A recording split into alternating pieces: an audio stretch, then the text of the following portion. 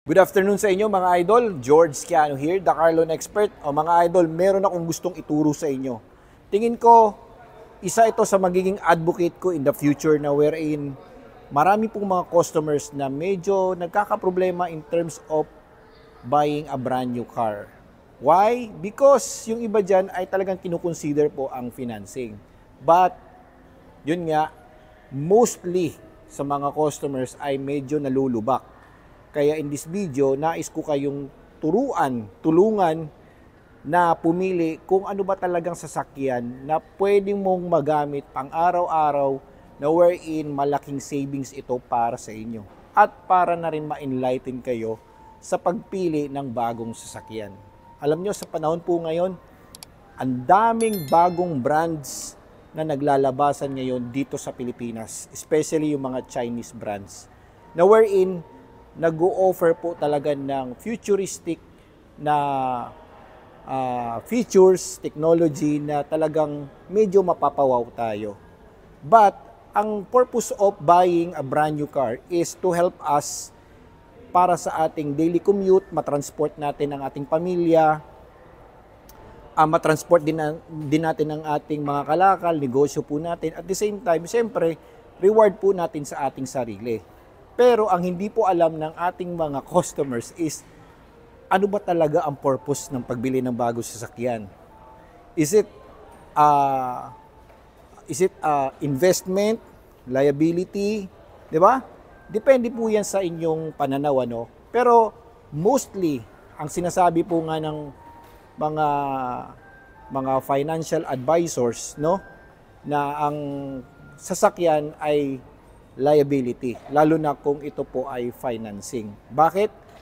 Once na binili mo po ang bagong sasakyan, automatically paglabas po ng kasa niyan, meron na kaagad yang 20% depreciation. Depende pa ho yan sa brand na binili mo.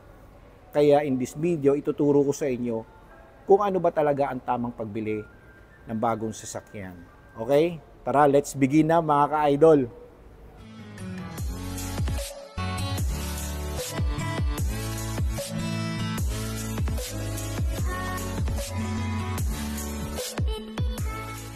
Sobrang talino ngayon ng mga car manufacturers. Alam na mga car makers ang kahinaan ng tao. No? Parang gadgets. Laging may latest models. Laging may bagong technology. Pero ang hindi alam ng tao is yung mga bagay na yon ay yun ang cause kung bakit tayo nagiging impulsive buyer. 'Di ba? Instead of buying an ordinary car na wherein kaya kang i-transport from point A to point B, bibili tayo ng top of the line na halos hindi naman natin kayang monthlyhan. Di ba? Kaya kung ako sa inyo mga ka-idol, before po kayo bumili ng bagong sasakyan, kailangan ninyong mag-isip ng mabuti kung para saan ba talaga ang pagbili mo ng bagong sasakyan. Gaya nito. Ayan, no? Isa po ito sa pinaka-ideal car na wherein recommended ko for daily drive po ninyo. Pakita ko sa inyo, idol. Ito ang sinasabi ko sa inyo, idol. Na kung sakaling bibili ka ng bagong sasakyan, dapat alam mo kung saang purpose mo ito gagamitin. Pang araw-araw mo bang gamit? Daily drive papuntang trabaho, panghatid sundo ng iyong anak, ng iyong misis, di ba? Or sabihin natin may konti kang negosyo na wherein kailangan mo lang ay matipid sa gasolina. Di ba? Unang-una, bakit ko nasabi itong unit na ito ay ideal for daily use? Una, SUV na. Mataas. Di ba? Matikas tignan. Mababa lang ang displacement. 1.2 liter manual pa. So, ibig sabihin, kahit umakyat ka ng Baguio, kayang-kayang pumanik ito na bit-bit mo ang iyong pamilya. Kayang magkarga ng up to 5 seating capacity. Imagine niyo, idol, tignan niyo presyo. 751,000. Mas mura pa yata ito sa Vios. Meron ka ng Toyota Race. Di ba? At hindi mo kailangan ng automatic. Bakit? Baka maging underpower yan para sa iyo, idol. Kaya kung ako sa iyo, mas maganda matuto ka mag-manual. advantage ito for daily use mo dahil maiwasan mo ang road rage. Di ba? Alam mo naman kapag naka-automatic ka, medyo mainit ang ulo mo dahil tapak ka lang ng tapak ng silinyador. Pero kapag naka-manual ka, medyo maiwasan mo yon dahil halos lahat ng parte ng katawan mo ay gumagalaw. At may exercise ka pa. At maltakin yung mga idol. Napakamura po ng maintenance nito since na ito ay manual. Kapag naka-automatic ka, normally mga 5 years, 6 years, kailangan mo na magpalit ng transmission. But dito, less maintenance. Napakamura ng service nito, idol. 'Di ba? Kaya kung nagbabalak kang bumili ng bago sasakyan, huwag ka nang pumila. Bumili ka na ng sasakyan na readily available gaya nito. Okay? Pakita ko sa inyo interior, idol. Oh.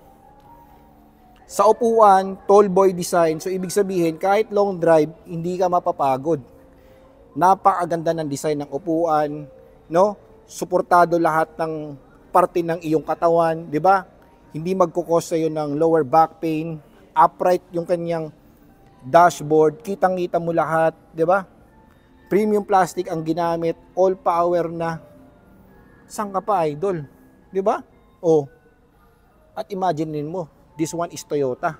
So, ibig sabihin, readily available ang kanyang pyesa. No?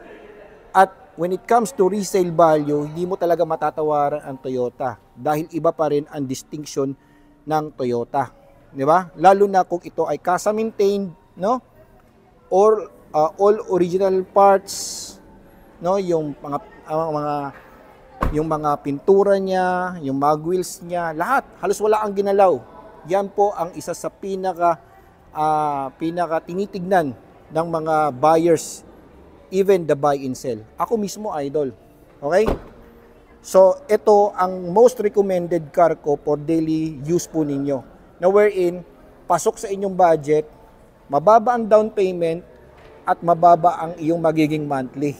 Na kung saan, na kahit umabot ka ng 3 years, 4 years, hindi ka mahatakan.